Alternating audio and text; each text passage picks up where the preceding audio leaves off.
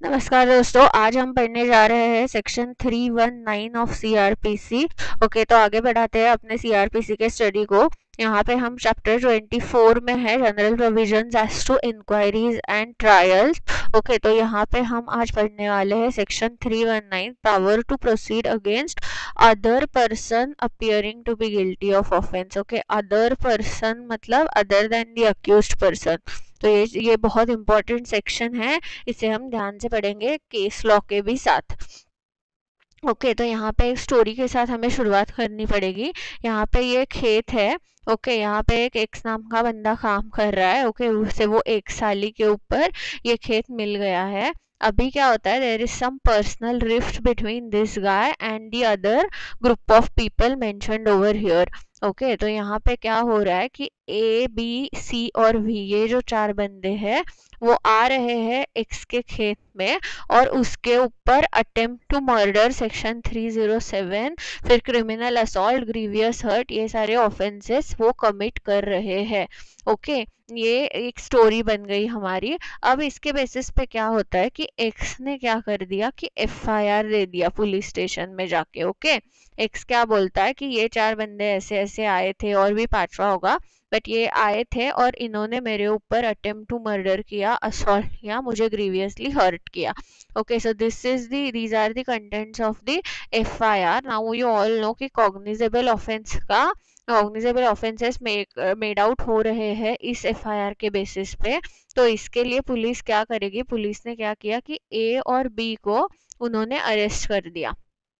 Okay, ए और B को arrest करने के बाद सी जो था, he belong to an influential family in the village. Okay, तो ये सी ने क्या करा कि सी और वी पहले एब्सकॉन्डिंग हो गए, मतलब वो मिले नहीं पुलिस को अरेस्ट करने के लिए। और उसी बीच उन्होंने क्या किया कि एसपी, सुपरिटेंडेंट ऑफ पुलिस साहब को एक एप्लीकेशन कर दिया कि ये जो है, हम तो उस दिन गांव में ही नहीं थे जब ये ऐसा एफआईआर दर्ज हुआ है, हमें फॉल्सली इम्प्लीकेट किया गया है। ओके, कि हमारा कुछ लेना देना ही नहीं है इस सब से, हमें फॉल्सली इम्प्लीकेट कर दिया गया है। तो प्लीज आप एक इंडिपेंडेंट इन्वेस्टिगेशन करो। ओके, मतलब ऐसा नहीं कि कोई फॉल्सली हमें इम्प्लीकेट कर रहा है और आप उसके ऊपर कुछ प्रोसीडिंग करोगे, आप एक इंडिपेंडेंट ऐसा इन्वेस्टिगेशन करो। तो एसपी साहब क्या करते हैं, एसपी साहब ये एप्लीकेशन एक्सेप्ट कर देते हैं, और फिर बाद में वो जो कुछ भी एविडेंस सामने आता है उससे पुलिस क्या कर देती है, सी और वी को पुलिस रिलीज कर देती है। हम सबको पता है सेक्शन 169 क्या होता है, अगर नहीं याद आ रहा है तो आप प्लीज अभी ये वीडियो को पॉज करके सेक्शन 169 एक बार देख लो। सेक्शन 169 क्या बोलता है, यहाँ पे तीन पार्ट्स होते हैं, मैंने आपको अच्छे से समझाया था। ए बी सी समरी होती है।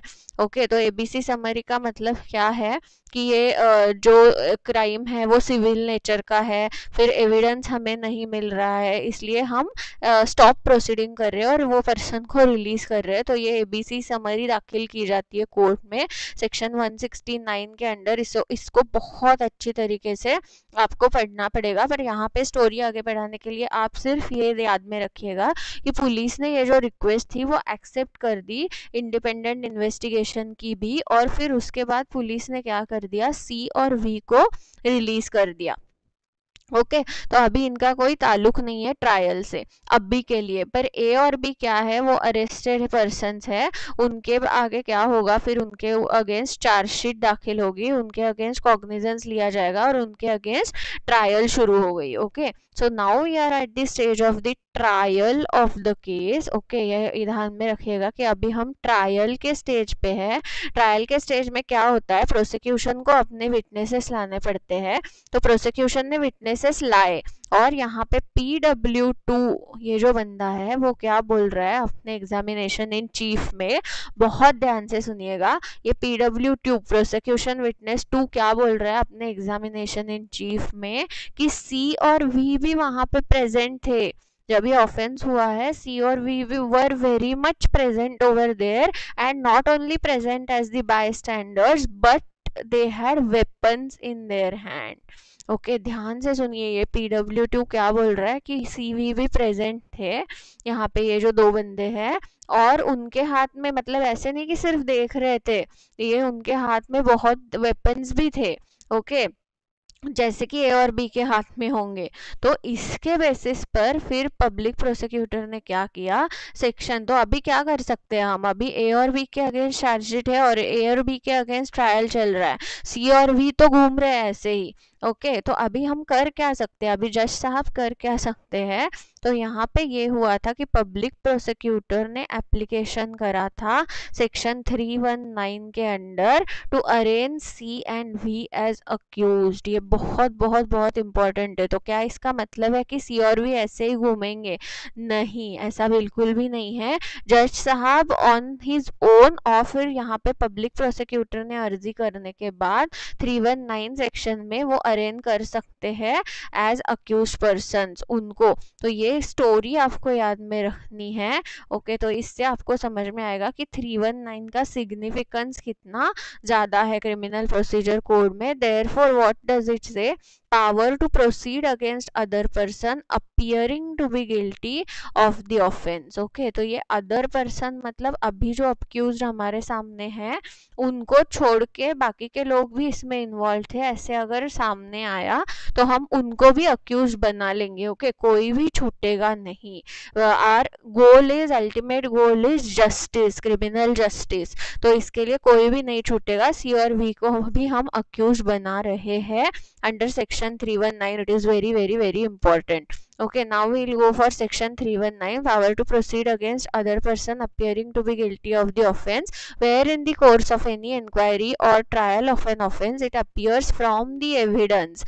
ये यहाँ पे from the evidence को आप ध्यान में रखिएगा, अंडरलाइन करिएगा, that any person not being the accused. ये मैंने आपको ऑलरेडी बताया कि यहाँ पे ए और बी अक्यूज थे, सी और बी तो अक्यूज थे ही नहीं। तो एनी पर्सन जो अभी अक्यूज नहीं है has committed any offence for which such person could be tried together with the accused. Okay, तो यहाँ पे हमें लग रहा है कि सी और बी ने भी क्राइम किया है तो उनको भी हम ए और बी के साथ ट्राई कर सकते हैं। ओके, तो कोर्ट में proceed against such person for the offence which he appears to have committed. Okay, तो यहाँ पे कोर्ट फिर उनके अगेंस्ट प्रोसीड हो सकती है। तो एग्जाम्पल के साथ हमने पढ़ा है, एग्जाम्पल को आप ध्यान में रखिएगा। ये फ्रॉम द एविडेंस का इंटरप्रिटेशन क्या है वो हम डिटेल में देखेंगे। ओके, तो यहाँ पे क्या होता है कि फिर जज साहब क्या करेंगे, सी और वी के लिए समन्स निकालेंगे या फिर उनको अरेस्ट करेंगे। बट यहाँ पे सुप्रीम कोर्ट ने बोला है कि ये ही प्रोसीजर जैसे हम यूजुअली फॉलो करते हैं वही हमें फॉलो करना है कि पहले समन्स निकाल के देखो अगर आता है क्या, नहीं तो फिर बेलेबल वारंट, नहीं तो फिर नॉन बेलेबल वारंट। ये जो हमारा यूजुअल प्रोसीजर है इशू ऑफ प्रोसेस का, वैसे ही हम सी और वी के लिए भी करेंगे। Any person attending the court although not under arrest or upon the summons may be detained by such court for the purpose of inquiry into or trial of the offence which he appears to have committed। तो यहाँ पे may be detained ये word बहुत important है कि trial खत्म होने तक हम उनको क्या करेंगे, डिटेन करेंगे। और ये सेक्शन, अभी ये सब section is very very very important, where the court proceeds against any person under subsection 1 then the proceedings in respect of such person shall be commenced afresh. Okay, and witnesses be reheard। But यहाँ पे ये B क्या बोलता है, B बहुत ही ज़्यादा important है। Subject to the provisions of clause A, मतलब विटनेसेस को हम फिर से सुनेंगे और प्रोसीडिंग्स अफ्रेश शुरू होंगे। But subject to the provisions of clause A the case में be proceed as if such person had been an accused person when the court took cognizance of the offence. तो इसका significance क्या है ये हम PPT में आगे पढ़ेंगे। बिकॉज हम क्या बोल रहे हैं कि ऐसे समझो कि कॉग्निजेंस लेते टाइम ही, अभी हमारे एग्जाम्पल के मुताबिक सी और वी उसी टाइम अक्यूज थे, ऐसा फिर आगे का ट्रायल आप चलाओ कि कॉग्निजेंस लेते टाइम ही सी और वी अक्यूज थे, ऐसे आप ट्रायल चलाओ। तो एक पूरा जो इन्वेस्टिगेशन के टाइम का एविडेंस का जो ये है वो इनको अवेलेबल नहीं हो रहा है चार्जशीट सेंड करने तक का। तो that is why this provision must be used very sparingly. तो ये आपको हम पीपीटी में आगे जाएंगे तब आपको समझेगा। ओके, तो now we'll go for one very very very important case law which is Hardeep Singh versus state of Punjab. ये लेटेस्ट केस लॉ है और इसमें 319 का बहुत अच्छे से इंटरप्रिटेशन किया है सुप्रीम कोर्ट ने। क्वेश्चंस फ्रेम करके, और this is a very very very important judgment. तो ये आपको पढ़ना ही है अगर सेक्शन 319 आप पढ़ रहे हो, Hardeep Singh versus state of Punjab. तो यहाँ पे क्या बोला गया है कि 319 सेक्शन का अल्टीमेट गोल क्या है, जज is condemned when guilty is acquitted. ये चीज आपको ध्यान में रखनी है कि पूरी ट्रायल हो रही है, पूरी ट्रायल कौन कंडक्ट कर रहा है, जज कंडक्ट कर रहा है, तो जज must be condemned if guilty is acquitted. तो अगर जज साहब को लग रहा है कि हाँ भाई सी और वी हो सकते हैं और फिर भी वो उनके अगेंस्ट कुछ भी एक्शन नहीं लेते, तो जज मस्ट बी कंडेम। तो किसी को कंडेम होना पसंद होगा क्या, नहीं होगा। सो दैट इज वाई जज साहब क्या करेंगे, सी और वी को भी अक्यूज बनाएंगे, उनको बोलेंगे कि आप भी ट्रायल फेस करो, उसके बाद फैसला होगा कि आप कन्विक्ट हो रहे हो या एक्विट हो रहे हो। ओके तो इसके लिए ये चीज इंपॉर्टेंट है। This is the underlying principle of section 319, ये भी आपको अच्छी तरीके से याद में रखना है। Then there are certain questions that the Supreme Court has answered under this judgment, तो वो questions को हम अच्छे तरीके से पढ़ेंगे। What is the stage at which power under section 319 CRPC can be exercised? Okay, तो यहाँ पे ये चीज़ बहुत इंपॉर्टेंट है कि कब मैं दूसरे लोगों को अक्यूज बना सकता हूँ या बना सकती हूँ। ओके तो ये चीज़ ये क्या बोला गया है यहाँ पे कि after filing of charge sheet and before pronouncement of judgment, कभी भी आप ये पावर जो है सेक्शन 319 के अंडर दी गई है आपको, वो आप कभी भी यूटिलाइज कर सकते हो। ओके तो चार्जशीट फाइल होने के बाद और जजमेंट प्रोनाउंस करने से पहले ये पावर आप कभी भी एक्सरसाइज कर सकते हो। तो सिर्फ यहाँ पे क्या बोला गया है कि वो जो स्टेज है जहाँ पे आप ये अप्लाई कर रहे हो पावर, वहाँ पे कुछ ना कुछ आपने जुडिशियल एप्लीकेशन ऑफ माइंड करना चाहिए। Okay judicial application of mind होना जरूरी है, ऐसे नहीं कि कुछ मैकेनिकल प्रोसीजर करते टाइम आपको लगा कि ये दो भी अक्यूज करने चाहिए, नहीं। Whenever there is one stage where you will apply your judicial mind, मतलब जज साहब अप्लाई करेंगे अपना जुडिशियल माइंड, वहाँ पे आप after filing of charge sheet and before pronouncement of judgment कहीं पे भी 3191 सेक्शन का यूटिलाइजेशन कर सकते हो।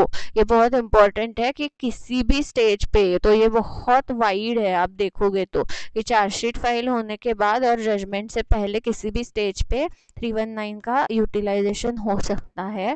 Then whether the word evidence used in section 3191 of CRPC could only mean evidence tested by cross examination, or the court can exercise power under the said provision on the basis of in chief also। मतलब यहाँ पे आप समझिए कि यहाँ पे जैसे PW2 का क्या हुआ था, सिर्फ इन चीफ हुआ था। ओके तो कहीं पे भी ट्रूथ कहाँ पे निकल के आता है, हमने बहुत बार पढ़ा है कि ट्रूथ यूजुअली कम्स इन दी और the veracity is tested in the cross examination. तो यहाँ पे ये बोला गया कि भाई वो इन चीफ में जो बोल रहा है उसके ही बेसिस पे कैसे आप ये डिसाइड कर रहे हो कि सी और वी को अक्यूज बनाना है कि नहीं, उसकी वेरासिटी तो टेस्ट कर लो क्रॉस एग्जामिनेशन से। पर सुप्रीम कोर्ट ने बोला है कि ऐसा कुछ भी ज़रूरी नहीं है। एग्जामिनेशन इन चीफ में अगर उसने बोला और सबको लगा कि हाँ ये सही है और सी और वी को मुझे बुलाना है, तो भी वो बुला सकते हैं। So there is no need to wait for the cross examination. Okay तो यहाँ पे no need to test by cross examination, always in chief is sufficient, ये आंसर दिया गया है सुप्रीम कोर्ट से। Then whether the word evidence used in section 319C1 of CRPC has been used in comprehensive sense and includes the evidence collected during investigation, और the word evidence is limited to the evidence recorded during trial. तो अभी हमारे example में क्या था, ये जो PW2 का एविडेंस है वो ट्रायल में ही सामने आया था। पर यहाँ पे क्वेश्चन क्या पूछा गया है, यहाँ पे क्वेश्चन ये पूछा गया है कि यहाँ पे हमारा जो PW2 था वो ट्रायल के टाइम आया था, बट द क्वेश्चन इज क्या इन्वेस्टिगेशन और इंक्वायरी के टाइम जो हुआ है वो भी हम यूज कर सकते हैं।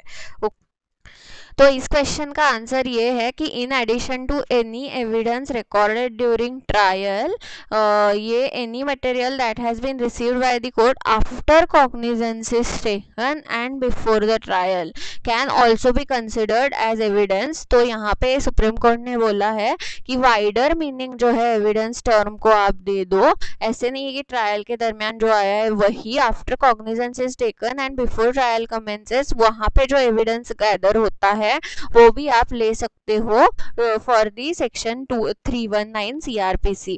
ओके, तो देन यहाँ पे what is the nature of satisfaction. तो यहाँ पे आपको ध्यान में रखना है कि फ्रेमिंग ऑफ चार्जेस से थोड़ा ज्यादा, पर ऐसा नहीं कि अगर हम अक्यूज को बुलाएंगे तो वो कन्विक्ट ही होगा, इतना ज्यादा भी सेटिस्फैक्शन नहीं। तो इन दोनों के बीच में का लेवल ऑफ सेटिस्फैक्शन चाहिए जहाँ पे हम अक्यूज को बुला रहे हैं। Okay, then does the power under section 319 CRPC extend to persons not named in the FIR or named in the FIR but not charge sheeted or who have been discharged। ये question बहुत बहुत बहुत important है। अभी हमने जो example देखा उसमें क्या था, C और V बंदे जो थे वो FIR में उनके नाम थे, उसके बाद उनको रिलीज करा गया था। तो क्या ऐसे ही लोगों के अगेंस्ट हम 319 की पावर यूज कर सकते हैं, that those were named in the FIR? तो ऐसा कुछ भी नहीं है।